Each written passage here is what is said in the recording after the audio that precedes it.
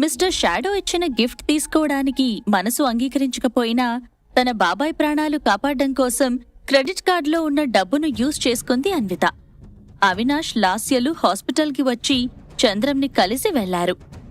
ఇంకో 50 lakhs నీ అకౌంట్లో క్రెడిట్ అయ్యాయి అంటూ మిస్టర్ షాడో దగ్గర నుంచి వచ్చిన మెసేజ్ చూసి, ఇతనికి చాలా డబ్బున్నట్టుంది. ఆ డబ్బుతో నాకన్నా అందగత్తెలను కూడా తన దగ్గరకు రప్పించుకోగలడు. కానీ నా కోసం ఇదంతా ఎందుకు చేస్తున్నాడు? పైగా నేను ఆల్రెడీ పెళ్లైన అమ్మాయిని అని ఆలోచిస్తూ ఉండిపోయింది అన్విత. రాత్రి 7 అయింది. చంద్రంకి మెడిసిన్స్ ఇచ్చేసి నేను మార్నింగ్ వస్తాను అని చెప్పి అక్కడి నుండి హోటల్కి బయలుదేరింది అన్విత.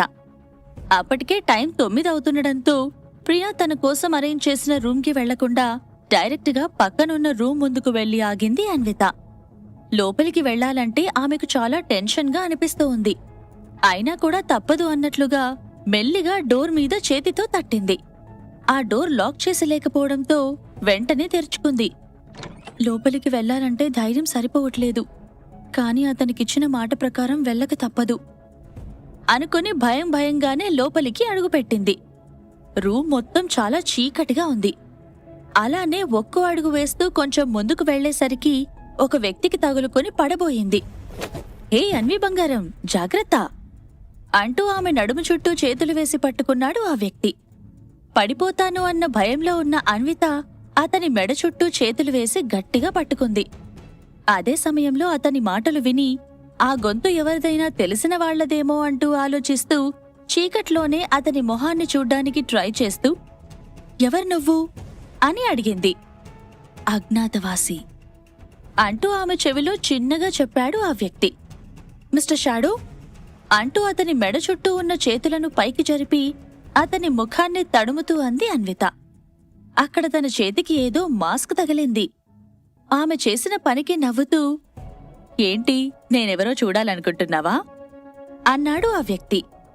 అతను అంత ఈజీగా తన ముందు బయటపడడు అని అర్థం చేసుకున్న అన్విత మౌనంగా ఉండిపోయింది. పర్లేదు, నా గురించి బాగానే అర్థం చేసుకున్నావు. సరేలే, ఇక పార్టీ స్టార్ట్ చేద్దామా? నీకోసం ఫ్రాన్స్ నుంచి మంచి వైన్ తెప్పించాను, పద అంటూ ఆమెను మామూలుగా నిలబెట్టాడు మిస్టర్ షాడో. అతని మాటలకు, నేనేమైనా పచ్చి తాగుబోతుననుకుంటున్నావా? నాకు తాగే అలవాటు లేదు అని చిరుకోపంగా అంది అన్విత. అవునా, సరేలే, అది కాకపోతే వేరే ఏమైనా తాగుదూ పదా. మార్నింగ్ నుంచి నువ్వేం తినలేదని నాకు తెలుసు అంటూ తీసుకెళ్లి టేబుల్ దగ్గర కూర్చోబెట్టాడు. అతను తనపై అంత సులభంగా హక్కును ప్రదర్శిస్తుంటే మొహమాటంగా కూర్చుంది అన్విత. అతనే స్వయంగా ఫ్లాస్క్లో నుండి వేడివేడి టీని కప్లో పోసి సర్వ్ చేస్తూ ఉన్నాడు. అప్పుడే, నువ్వు నా కోసం ఇదంతా ఎందుకు చేస్తున్నావు అని అడిగింది అన్విత. ముందు అది తాగేసేయ్, చల్లారిపోతుంది అని చెప్పాడు మిస్టర్ షాడో. నిన్ను చూస్తుంటే చాలా డబ్బున్న వ్యక్తిలాగా అనిపిస్తున్నావు. నీకు నాకంటే మంచి అమ్మాయిలు దొరుకుతారు. అలాంటప్పుడు నాకోసం ఇదంతా చేయాల్సిన అవసరమేముంది అని ప్రశ్నించింది అన్విత. నాకు నచ్చిన అమ్మాయితో నేనుంటున్నాను, అదంతా నా ఇష్టం అని సింపుల్గా చెప్పాడు మిస్టర్ షాడో. అదే నేనే ఎందుకు? నేనొక డివోర్స్ అవ్వబోతున్న అమ్మాయినని తెలిసిన తర్వాత కూడా ఇదంతా ఎందుకు చేస్తున్నావు అంటూ ఫ్రస్ట్రేషన్గా అంది అన్విత. ఏయ్, నువ్వు చాలా ఎక్కువగా ఆలోచిస్తున్నావు. ముందిదంతా ఆపేసి ప్రశాంతంగా ఉండు. నిన్నీ పరిస్థితికి తీసుకొచ్చిన వాళ్లపై రివెంజ్ తీసుకోవడానికి నీకు చాలా బ్రెయిన్ కావాలి. అండ్ ఈ విషయంలో నేను నీకు తప్పకుండా హెల్ప్ చేస్తాను, ప్రామిస్ అని చెప్పాడు షాడో. ఇంకా అతనితో ఏం వాదించలేక సైలెంట్గా తినడం మొదలుపెట్టింది అన్విత. అదంతా చీకట్లోనే జరుగుతూ ఉంది. జస్ట్ టేబుల్ మీద మాత్రం ఒక క్యాండిల్ పెట్టి ఉంది. ఆ వెలుగులో అతని ముఖం చూడ్డానికి ట్రై చేసినా కనిపించలేదు. కాసేపటికి తినడం కంప్లీట్ అవ్వడంతో తర్వాత ఏం జరుగుతుందా అన్న టెన్షన్తో చేతులు నలుపుకుంటూ నిలబడింది అన్విత. అప్పుడే వెనుక నుంచి వచ్చి ఆమెను మెల్లగా చుట్టేశాడు మిస్టర్ షాడో. సడన్ గా అలా జరగడంతో వెంటనే అతన్ని దూరంగా తోసేసింది. ఆ వేగానికి అతను వెనుక ఉన్న టేబుల్ పైన పడిపోయాడు. అది చూసి తను చేసిన పని గుర్తొచ్చి సారీ అంటూ కంగారుగా అతన్ని లేపింది అన్విత. ఆమె చేసిన పనికి, నిన్న రాత్రే ఇలా జరిగేదేమో, కాని అప్పుడు తమరు మత్తులో ఉన్నారు అంటూ నవ్వుతూ చెప్పి అడుగుల ముందుకు వేశాడు షాడో. ముందు రోజు రాత్రి జరిగింది గుర్తుకు రావడంతో తన చున్నీని గట్టిగా పట్టుకొని భయపడుతూ నిలబడిపోయింది అన్విత. అప్పుడే కొంచెం ధైర్యం చేసి, నేను నీ మొహం చూడాలి అనుకుంటున్నాను అని అడిగింది అన్విత. ఎందుకలా అని అడిగాడు మిస్టర్ షాడో. నీలాగా వేరే ఎవరైనా మాస్క్ పెట్టుకునొచ్చి నన్ను చీట్ చేస్తే ఎలా అంటూ ప్రశ్నించింది అన్విత. నువ్వు అంతగా టెన్షన్ పడాల్సిన అవసరం లేదు. నేను ప్రతి దాంట్లో నీకు తోడుగా ఉంటాను. అలాగే నీ దరిదాపుల్లోకి కూడా ఎవ్వర్నీ రానివ్వను. నేనుండగా నిన్నెవరూ టచ్ చేయలేరు కూడా అని చాలా కాన్ఫిడెంట్గా చెప్పాడు మిస్టర్ షాడో. అతని మాటలకు ఇంకేం మాట్లాడలేకపోయింది అన్విత. ఆమెను అలానే చేతుల్లోకి ఎత్తుకొని బెడ్పై పడుకోబెట్టి గుడ్ నైట్ అని ఆమె చెవిలో చిన్నగా చెప్పాడు అతడు.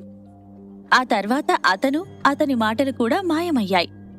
షాడో ఏం చేస్తాడో అని భయంతో కళ్ళు మూసుకున్న అన్విత కొద్దిసేపటికి కళ్ళు తెరిచి చుట్టూ చూసింది. అక్కడ చీకటి తప్ప ఏం కనపడలేదు. హలో మిస్టర్ షాడో, ఎక్కడికి వెళ్ళావు? ఉన్నావా లేవా అంటూ అరిచినా ఎలాంటి రెస్పాన్స్ లేకపోవడంతో మెల్లగా లేచి లైట్స్ ఆన్ చేసింది. అప్పటికే అతను రూంలో నుండి వెళ్ళిపోయాడు. ఆ వెంటనే గుడ్ నైట్, హ్యాపీగా పడుకో అంటూ అతని దగ్గర నుండి మెసేజ్ వచ్చింది. అది చూసి అసలతని ఉద్దేశమేంటి, ఏం చేయాలనుకుంటున్నాడు అని ఆలోచిస్తూనే మార్నింగ్ నుండి బాగా అలసిపోవడంతో అలానే పడుకుండిపోయింది. మార్నింగ్ లేచేసరికి ముందు రోజు జరిగిందంతా ఒక కలలాగా అనిపించింది. కాని టేబుల్పై ఉన్న ఫుడ్ ప్లేట్ని చూసిన తర్వాత అదంతా కల కాదు, నిజమని అర్థం చేసుకుని వెంటనే ప్రియకి ఈ విషయం చెప్పాలి అనుకుని ఆమెకు కాల్ చేసి తొందరగా హోటల్ రూమ్కి రమ్మని చెప్పింది. అన్విత రూమ్ నంబర్ 112లో ఉన్నాను అనడంతో అక్కడికి వచ్చి, నువ్వు ఇక్కడేం చేస్తున్నావు అంటూ వరుస పెట్టి ప్రశ్నలు వేసింది ప్రియా. ఆమె మాటలకు చిన్నగా ఒక నిట్టూర్పు విడిచి మిస్టర్ షాడో గురించి మొత్తం చెప్పింది అన్విత. మిస్టర్ షాడో గురించి వినగానే ప్రియా షాక్ అయ్యింది. కాసేపటికి స్పృహలోకి వచ్చి, అసలేం మాట్లాడుతున్నావే, అలా ఎలా జరిగింది అని ఆశ్చర్యంగా అడిగింది. ఏమోనే, అసలు నా లైఫ్లో ఏం జరుగుతోందో నాకే అర్థం కావట్లేదు అని చెప్పింది అన్విత. ఇంతకీ అతనెలా ఉంటాడో చూసావా అని అడిగింది ప్రియా. లేదు, అతను మాస్క్ పెట్టుకునున్నాడు, అందుకే నిన్న నైట్ కూడా కనిపించలేదు. ఇక ఏదైనా మాట్లాడాలంటే నార్మల్ మెసేజ్ చేస్తాడు అని చెప్పింది అన్విత. ఓసే, ఈ రోజుల్లో నార్మల్ మెసేజ్ ఎవరు చేస్తున్నారే? వాట్సాప్, ఫేస్బుక్ అంటూ ఎన్నో రకాల సోషల్ మీడియా యాప్స్ ఉన్నాయి. కానీ వాటన్నిటినీ కాదని నార్మల్ మెసేజ్ చేస్తున్నాడంటే అప్పటి కాలం మనిషేమో, అంటే ముసలివాడేమో అని డౌట్గా అంది ప్రియా. లేదే, అతను నన్ను పట్టుకున్న దాన్ని బట్టి అతను అవినాష్ ఏజ్లో ఉంటాడని అర్థమయ్యింది. అలానే అతనికి 6 ప్యాక్ ఉంది, మంచి హైట్లో ఉన్నాడు అని చెప్పింది అన్విత. నీ శత్రువులపై రివెంజ్ తీసుకోవడంలో హెల్ప్ చేస్తాను అంటున్నాడంటే అతను ఖచ్చితంగా నీ దగ్గర నుండి ఇంకేదో కావాలి అనుకుంటున్నాడు అంది ప్రియా. అదంతా నాకు తెలీదు ప్రియా, కానీ జరుగుతున్న దాన్ని బట్టి చూస్తుంటే నేను చాలా పెద్ద తప్పు చేస్తున్నట్టుగా అనిపిస్తుంది అంది అన్విత. అన్వి, నీకెందుకలా అనిపిస్తుంది? చూడు, అవినాష్ కంటే కూడా ఈ వ్యక్తి చాలా బెటర్. ఆ అవినాష్ ఏ రోజు నిన్ను బాగా చూసుకోలేదు, కాని ఇతను నీకోసం ఏదో చెయ్యాలనుకుంటున్నాడు. ముందు నేను చెప్పినట్టు చేసేయ్. ఆ అవినాష్ గాడికి డివర్స్ ఇచ్చేసి మిస్టర్ షాడోని పెళ్లి చేసుకుని హ్యాపీగా లైఫ్ లీడ్ చేయి. నువ్వు చెప్పిన దాన్ని బట్టి చూస్తుంటే నాకెందుకో అతను నిన్ను ప్రేమిస్తున్నాడు అనిపిస్తుంది అంది ప్రియా. ఏం మాట్లాడుతున్నావో నీకైనా అర్థమవుతుందా? నాకు ఆల్రెడీ పెళ్ళయింది, పిల్లలు కూడా పుట్టరు. అలాంటప్పుడు అతను నన్నెందుకు ప్రేమిస్తాడు అని అడిగింది అన్విత. నువ్వన్న దాంట్లో కూడా తప్పులేదు, కానీ నువ్వు చాలా మంచి అమ్మాయివి. ఎవరైనా వాళ్ళ లైఫ్లోకి నీలాంటి అమ్మాయి రావాలి అనుకుంటారు. మేబీ అతను కూడా అలానే అనుకుంటున్నాడేమో అంటూ సమాధానమిచ్చింది ప్రియా. అలా ఇద్దరూ కాసేపు మాట్లాడుకున్నాక ఫ్రెష్ అయ్యి అన్విత హాస్పిటల్కి, ప్రియా తన ఇంటికి వెళ్లారు. నైట్ వరకు హాస్పిటల్లో బాబాయ్కి తోడుగా ఉండి మళ్లీ సేమ్ టైంకి రూమ్ నంబర్ 112కి చేరుకుంది అన్విత. డోర్ ఓపెన్ చేసి ఉంటుంది అన్న నమ్మకంతో చేత్తో ముందుకు జరపగానే అది ఓపెన్ అయిపోయింది. ఈరోజు ఆ రూంలో లైట్స్ ఆన్లోనే ఉన్నాయి. అలానే ఒక పక్కన బట్టల స్టాండ్ ఉంది. దాంట్లో చాలా మంచి మంచి డ్రెస్సెస్ ఉన్నాయి. వాటన్నిటినీ చూసిన తర్వాత అవి ఎవరికోసమో అర్థం చేసుకుంది అన్విత. అప్పుడే తన ఫోన్కి మెసేజ్ రావడంతో ఓపెన్ చేసింది. ఆ మెసేజ్లో డ్రెస్సెస్ నచ్చాయా అని అడిగాడు మిస్టర్ షాడో. కానీ వీటి అవసరమేముంది అంటూ రిప్లై ఇచ్చింది అన్విత. నువ్వెప్పుడూ చాలా అందంగా నవ్వుతూ కనిపించాలి అంటూ మెసేజ్ చేశాడు మిస్టర్ షాడో. అది చూసిన తర్వాత ఇంకేం మాట్లాడలేకపోయింది అన్విత. చిన్నప్పట్నుంచి చంద్రం తన బాధ్యతలు తీసుకోవడంతో వాళ్లకి తగ్గట్టుగా అణిగి మణిగి ఉండేది తప్ప ఎప్పుడూ ఇది కావాలి అది కావాలి అంటూ అడగలేదు. పెళ్లైన తర్వాత అయితే తన పరిస్థితి మరీ దారుణంగా అయిపోయింది. కాని ఇప్పుడు ఇతను ఎవరో, ఇదంతా ఎందుకు చేస్తున్నాడో అర్థం చేసుకోలేకపోయింది అన్విత. ఆమె అలా ఆలోచనలో ఉండగానే మళ్ళీ ఒక మెసేజ్ వచ్చింది. అందులో ఈరోజు మీ బాబాయ్ దగ్గరికి వెళ్ళొచ్చావా, ఆయనకెలా ఉంది అని అడిగాడు మిస్టర్ షాడో. హా, నేను కూడా నీతో ఈ విషయం గురించి మాట్లాడాలి అనుకున్నాను. Thank you so much. ఈరోజు నీ వల్లే మా బాబాయ్ బ్రతికారు. తొందరలోనే నేను వర్క్కి వెళ్ళి నీ డబ్బు నీకిచ్చేస్తాను అని మెసేజ్ చేసింది అన్విత. అందుకు బదులుగా నవ్వుతున్న సింబల్స్ సెండ్ చేశాడు మిస్టర్ షాడో. ఆ రాత్రి అతను రాకపోవడంతో అలానే చాట్ చేస్తూ మరోపక్క అవినాష్ గురించి ఆలోచిస్తూ ఉంది. నెక్స్ట్ డే మార్నింగ్ అవినాష్ ఆఫీస్కి వెళ్లడానికి రెడీ అవుతున్నాడు. అప్పుడే అక్కడికి వచ్చి అతన్ని వెనుక నుండి హగ్ చేసుకుని, అబ్బా, ఎప్పుడూ బయట బయటే ఉంటావా? కాసేపు నాతో మన బేబీతో టైం స్పెండ్ చేయొచ్చుగా అని గారంగా అడిగింది లాస్య. ఆమె మాటలకు, ఏయ్, నేను ఆఫీస్కే వెళ్తున్నాను. నిన్ను కాదని ఇంకో అమ్మాయితో టైం స్పెండ్ చేయడానికి కాదు, సో టెన్షన్ పడకు అంటూ నవ్వాడు అవినాష్. నేను నీతో చేసిన పనే నువ్వు ఇంకో అమ్మాయితో చేస్తే ఇంక నా లైఫ్ ఏముంటుంది? నిన్నలాంటి పని చేయనిస్తానని కలలో కూడా అనుకోకు అని మనసులో అనుకుంటూ, మన పెళ్లి ఎప్పుడు జరుగుతుంది అని అడిగింది లాస్య. మీ నాన్నకిప్పుడే కదా ఆపరేషన్ అయింది, సో ఆయన కొంచెం కోలుకున్నాక ఈ విషయం గురించి చెప్పి పెళ్లి చేసుకుందాం అన్నాడు అవినాష్. ఏదో ఒక రోజు ఈ విషయం ఆయనకి తెలియాల్సిందే, దానికోసం మన పెళ్లిని ఆపడం ఎందుకు అని చిరాకుగా అంది లాస్య. అదేంటి అలా మాట్లాడుతున్నావు? మీ నాన్నకి ఇప్పుడు ఈ విషయం చెప్తే తట్టుకోలేరనే కదా ఆగింది. అంటే మీ నాన్నకేమైనా పర్లేదా అని కొంచెం ఆశ్చర్యంగానే అన్నాడు అవినాష్. అలా అని కాదు బావా, నాన్న అంటే నాక్కూడా ఇష్టమే, కాని ఆయనకంటే నువ్వే ఎక్కువ ఇష్టం. నువ్వెక్కడ నాకు దూరం అయిపోతావో అని భయంగా ఉంది అంటూ అమాయకంగా మొహం పెట్టుకుని చెప్పింది లాస్య.